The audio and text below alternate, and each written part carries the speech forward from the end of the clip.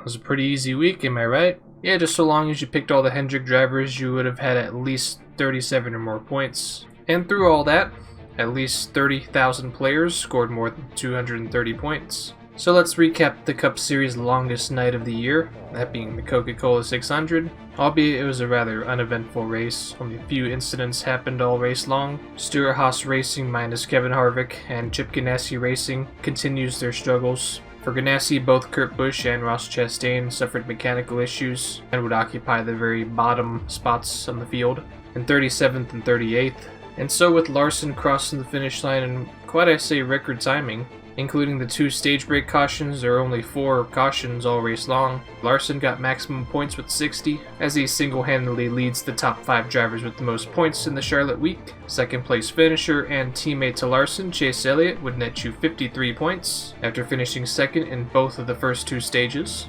Third most is William Byron with 49 points, finishing the same spot in the first 2 stages, although for him it's third. Kyle Busch has the 4th most points with 46, after earning 12 stage points and a 3rd place finish. And then 5th most is Kevin Harvick, 39 points, 12 of those being stage points, after finishing 10th.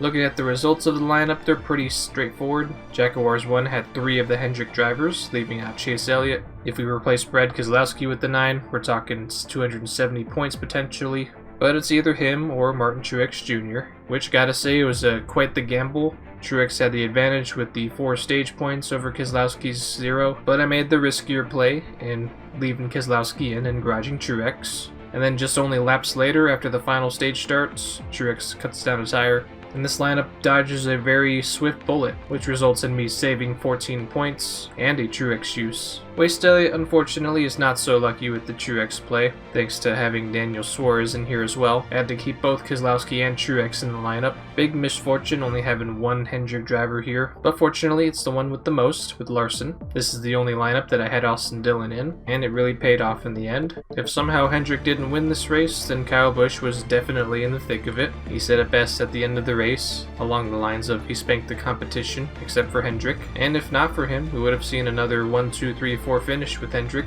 but he just decided to stick himself right in the middle of it in 3rd. Byron and Bowman 4th and 5th, respectively. So for Chase Elliott's bonus picks, we just settled for Kyle Busch and Top Toyota.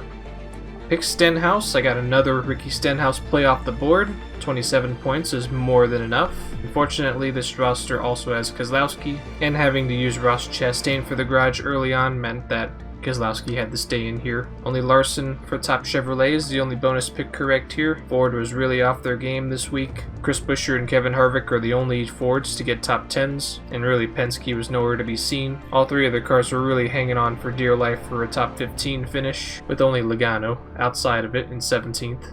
It's nice to see that these bonus picks that I'm giving no Chevy no exception with, more so no nonsense, that's paying off, because when you look at the starters, it's very unimpressive. Chevrolet dominated this race with Richard Childress and Hendrick up front. It's nice to see that Chris Buescher continues to get points for this lineup, although that was its 7th spent already, and going into Sonoma, likely going to be its 8th.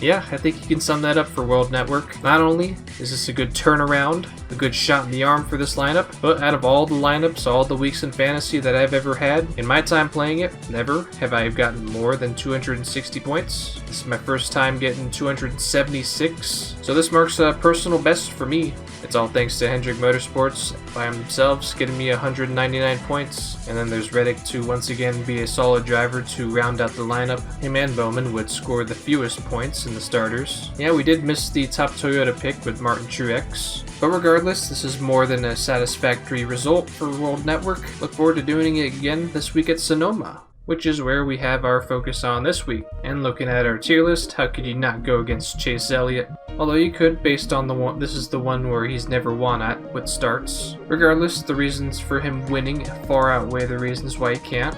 But for my insight, In my top play category, I'm going to focus more on his teammate Alex Bowman. Now looking at his 10 road course starts with Hendrick Motorsports, they leave a little bit to be desired. You'll find the best results from the Charlotte Roval, but in all of these starts, Bowman has finished no worse than 14th, and I'm looking at Bowman to be a good starter 4, starter 5 driver that can get me points. He's already in the playoffs with his wins at Richmond and Dover, meaning stage points might not be on his radar for Sonoma, but so long as you need speed, you can get points regardless. And with Hendrick Motorsports ruling the Cup Series with an iron fist as of now, Bowman and the rest of Hendrick Motorsports, that's what they have, and they'll certainly be taking all that to this week at Sonoma.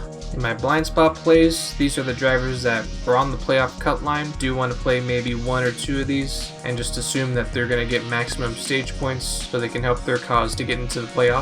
Which might add, here's the playoff cut line. Now that we're halfway through the regular season, this might be something we want to pay a little bit more attention to, as drivers along that line might be looking for more stage points. Chris Buescher should definitely be one of those. He may have never started Sonoma in the 17 car, but looking at the 2 starts with JTG Daughtery Racing, he's kept the car inside the top 20. But fast forwarding to the results in 2021, he's gotten a whole lot better, so has his race team. And looking at the previous 2 road course results in 2021, his numbers rival that of Alex Bowman. Both have earned identical points in both races. And if your uses are at the stage of being absolutely shot, maybe you're at 2 Chase Elliott plays left, 3 Martin Truex plays, then Buescher this week, he should be able to help you save plays while still getting good points. Another bubble driver in my deep sleeper play for this week, or I could just call it long shot, Matt DiBenedetto. Now you're going to have to go back to the 2019 season where he's posted top 11 finishes, although another finish like that could come sooner rather than later. When the odds are stacked in DiBenedetto's favor, then he should be able to get some good results at road courses. Even though Chris Buescher's ownership percentage might be the same as DiBenedetto for this week, meaning Buescher might be the much better pick if you're looking for a good garage stash. If not, and Buescher's own a little bit more, with DiBenedetto at say 1%, then I suppose DiBenedetto could be your one-of-a-kind play, and could sneak you in extra points over the competition, albeit it's a gamble. Now for my next section with Kyle Larson and Martin Truex Jr., depending on usages, I can have these all in top plays, but for my sakes, none of these drivers are more than 4 uses remaining. With Larson, I'm absolutely shot with usages with him at the moment, thanks to Dover and Charlotte in the past few weeks. Plus, if there's any week right now to save Larson, I take my chances here. That Nashville's the next points-paying race, as another 1.5 mile race that you should absolutely have Larson in. So that leaves Martin Truex Jr. He's my play with caution. First thing to notice, he's starting 19th, so that's mid-pack, but for Sonoma, it feels like deep in the field. And yes, at a track like Sonoma, this is must-play territory for him. But really it comes down to the fact that Truex's points, since dominating Darlington, Truex hasn't put up any good points in the last few weeks, and going into Sonoma with his starting position definitely puts him at a disadvantage. So for that reason, I feel if you want to play Truex, you want to have him in your garage, and then pair him with the likes of everybody I got in that top play row. Another thing too, Sonoma's a big track, too big in fact, as you can be in the back of the pack, meaning that drivers could punt stage points in order to get track position, and with Truex well in the playoffs with 3 wins, he could very much do so, and for fantasy you don't want to have drivers punting stage points. Stage points are the essence in fantasy, and can carry a long way. If you do decide to not have Truex in, having him in just the bonus picks might not be a bad option. Perhaps top Toyota manufacturer and winning team is all you need with Truex, and I guess you can reserve for Nashville or the other road courses coming up. But still, out of the 3 remaining, I think Sonoma might be your best bet with Truex, and with all the garage plays to make, Truex is easily the leading candidate, I feel. Now for avoids. This is honestly a pretty tough one. Could go an easy route and say either Kurt Busch or Eric Almirola, but there's a slim chance that they could turn it around. I honestly have Sonoma as the track where they can do it, and then anywhere else I'd say nah, that's the end of the line. But for just this one race, they're not in the avoid category. If you do decide to play either one of those 2, play them with extreme caution, keep them in your garage, or just don't play them at all, wait for a good result. Or in the cases of Kurt and Eric, maybe 2 and then play them. But for my avoid this week, I'm going to go on a limb and say Brad Keselowski. Now I know in the past Keselowski has put up some good numbers at road courses. Watkins Glen from early 2010s steps out for me, and then earlier this year at the Daytona road course with the top 5 finish. But for me it stems from the fact that Keselowski hasn't been running that great, although not horrible to the likes of say Ganassi or Haas. I just don't see Keselowski being the play that will get you the most points. For For this week, I'd rather build your lineup around Hendrick and Gibbs first, and then if somehow after that you have some room to play some Penske drivers, I'd look at either Blaney or Logano first. And then as for Keselowski, I would wait for another point in the season where he might be running good. Although in my case for Keselowski, I'd wait for the next 550 horsepower package track. That being 3 weeks from now at the doubleheader weekend at Pocono. Until then, take your chances with the drivers that have been running better in the 750 horsepower package, such as Hendrick, Gibbs, or Joey Logano. After 2 weeks of practice and qualifying, we're now back to another week where it's just the race. And with the lineup already set last Wednesday, this week I can finally give you my picks. Which gotta say, I made these pretty quickly. I didn't need a whole lot of convincing or last minute changes. I think I'm really confident with this lineup, not saying early on. But for Jackuwarz 1, and for most of my lineups, I'm basing them all on these 5 drivers in the starters: Harvick, Elliott, Hamlin, Busch, and Bowman. Truex is the best garage stash at 5 uses remaining. Where else am I going to use 5 Truex plays? At 5 uses remaining, this is a good chance to keep up on my Truex plays and not fall too behind with them. It's going to be pretty difficult to find drivers other than Chase Elliott winning. You could go with other drivers, but it's definitely a long shot. And as of right now, Elliott's the safest bet you can make. So that being said, the top Ford and the top Toyota picks might be a little bit more interesting. For top Ford, you can go with either Harvick or Blaney, I feel. In the 3-stage era Sonoma races, it's been either those two that got the top Ford honors. For Toyota, it's not as simple. Kyle Busch, Denny Hamlin, or Martin Truex can work great. I'm giving the edge to Kyle Busch in that camp. Chase Elliott, like I said, a very similar lineup to Jackuwarz 1, only difference is without Chase Elliott, I do have to find another driver, and I have one in Chris Buescher. I could have easily went with Tyler Reddick here, but I'll take the more experience with Buescher.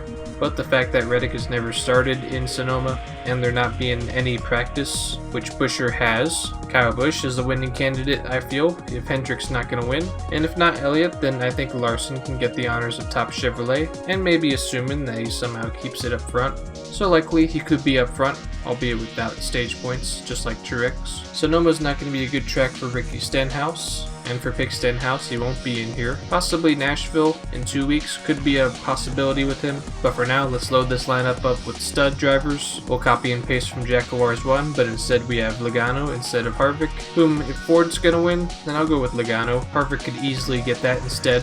But if there's one thing that I've looked at the race winners this year, Michael McDowell is the only race winner that's not from Team Penske, Joe Gibbs, or Hendrick Motorsports. Yes, let that sink in. It could be Stewart Haas with Kevin Harvick, but outside that, race winning team, go with either Hendrick, Gibbs, or Penske. No Chevy is finally where the lineup gets a little interesting, not being able to play any of the dominant Hendrick drivers. That means I have to settle for the likes of Joe Gibbs drivers. I'll continue the hot hands with Chris Buescher for 1 more week. Kyle Busch and Denny Hamlin are 5 uses here, and with their top 5 starting spots, they get the absolute must here. Michael McDowell, I need to play him at more road courses, so he's in here as well. Chase Elliott all the way. Ryan Blaney alongside Harvick is a good candidate for top Ford. And why don't we say Chase Elliott gets his redemption at Sonoma with his first win there. I'll keep Jackuwarz World Network short because it's the same exact lineup as Jackuwarz 1, even down to the bonus picks. Only really difference I can say is usages are different. Chase is at 3 plays, Truex is at 4, Denny Hamlin at 4, whereas somehow Jackuwarz 1 has more than any of that, except for Kyle Busch. World Network has 7, Jackuwarz 1 has 5. Which, speaking of usages, I'll display on screen my usages left for all my lineups. For all the relevant drivers in Pick Stenhouse and say no Chevy, they're there too.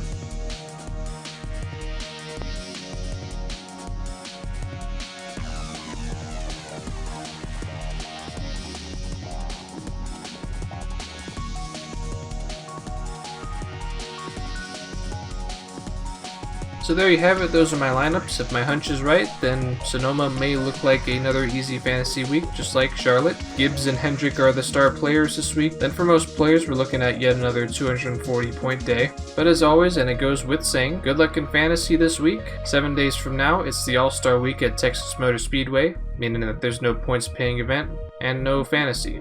And for this channel, this gives me an opportunity to make up for a week that I missed. Maybe I'll knock out 2. Depends on how I'm feeling, I guess. But the first of those races, it's from the Kansas week, and if I decide to do 2 next week, then Darlington is next. So I hope everybody has a good day. Catch you next time.